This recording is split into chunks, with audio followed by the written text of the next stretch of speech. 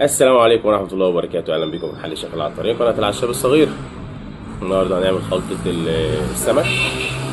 خدها بقى سنجاري، خدها مشوي، خدها مقلي، المهم إن هي تمشي كل الخلطات. أهم حاجة التكة اللي احنا هنعملها تكون مظبوطة. كده كده قلنا البهارات بصدق مفيش فيها أي اختلافات عن اللي العطارين الكبار بيعملوها.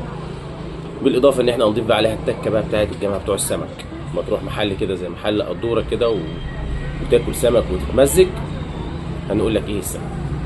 تعالوا بقى نقول التكه بتاعه الجماعه بتوع السمك وليه الطعم السمك عندهم بيبقى فيه تتبيله حلوه. في 3 حاجات. الحاجه الاولانيه، انا ليه حاطط ازازه الخل؟ عشان في خل بودره هو بيدي مزازه حلوه جدا لتتبيله البهارات، فدي نقطه وخلعنا منها. النقطه الثانيه، قشر البرتقال من النهارده مش هيترمى. قشر البرتقال له اهميه كبيره جدا في تتبيله السمك، بيدي مزازه وريحه حلوه جدا زي ما احنا بنعمل كده كده اهو. الناس اللي هي بتقشره بقى بالراحه كده اهو، ده لما بحطه على تتبيله السمك بيبقى تحفه. هو وقشر الليمون، انا ممكن اجففه واطحنه معاهم. للجماعه اللي هم العطارين اللي بيعملوا كميات كبيره مفيش اي مشاكل. ست البيت لو عندها قشريه واحده حمصتها وطحنتها مع شويه البهارات اللي احنا قلناها هتبقى في الجون، تبقى جامده جدا. نروح لاخر تكه وغالبيه الناس بتشتغل بيها، اللي هو قشر الجمبري. قشر الجمبري انت ممكن تميل على اي حد من جيرانك مثلا اللي هم الجماعه اللي بتوع السمك ولا حاجه، هو بيقشر السمك وبيرمي القشر ده، اللي هم بتوع محلات السمك. انت تاخده هتغسله غسله نظيفه، هتدخله الفرن، هيتحمص يتطحن، تضيفه مع التتبيله دي، هيديك احلى تتبيله سمك ممكن تتبل بيها سمك في حياتك.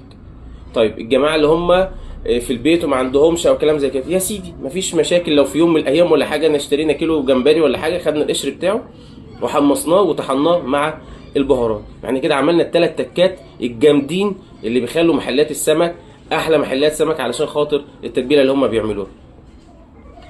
اهم من كده البهارات نفسها لازم انت اللي تعملها في البيت، او زي ما قلنا كل مره لازم تجيبها من عند حد يكون فاهم بيعرف يعمل تتبيلات. انا معلش اعذروني ثانيه واحده، هجيب تتبيله وارجع لكم. دي بهارات جاهزه اهي، ملهاش اي علاقه نهائي بالبهارات بتاعتنا. يعني دي البهارات اللي احنا عاملينها ملهاش اي علاقه نهائي بيها. فيا ريت لو احنا هنعمل تتبيله وعايزين الحاجه تطلع مظبوطه نعمل بهارات زي الناس. كمون بلدي،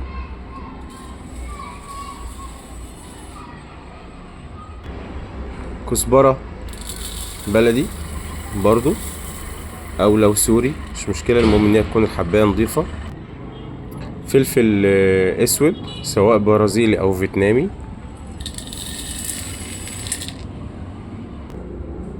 التوم والبصل، معلش انا زي ما انا متعود انا بشتغل شرايح، اللي عاوز يشتغل بودره ده الاسهل او الاقرب ان هي تبقى موجوده. هذا البصل وهذا التوم. الزنجبيل البودره اللي هو الابيض الصيني. زر ورد.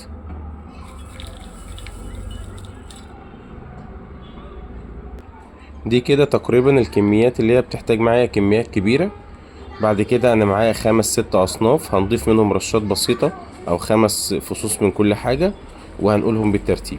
البسيطة اللي هي رشة ملح الليمون، ودي علشان تعمل معايا مزازة في التتبيلة بتاعة السمك.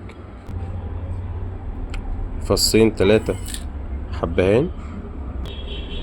وعود القرفة، ممكن يبقى السيجار وممكن يبقى الكسر اللي هو العادي. رشة زعتر بسيطة. سنة شمر. رشة خلنجان صغيرة. ورقتين 3 لوري. هنجيب من عند العطار شوية ورق كرفس مجفف وورق بقدونس. تعالوا بقى نطحن البهارات دي ونشوف شكلها ايه بعد الطحن.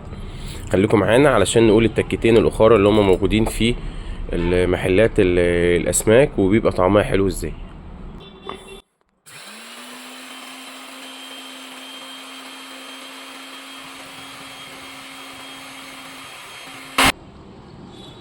ما شاء الله ما شاء الله، الريحة يعني هتقول ان انت بتاكل سمك من غير اي حاجة. ما شاء الله اهي. احنا ما فرمناهاش جامد برضو علشان تبقى فيها التتبيلة بتاعتها. اللهم بارك. هنحطها بس في البولة ونوريها لحضراتكم.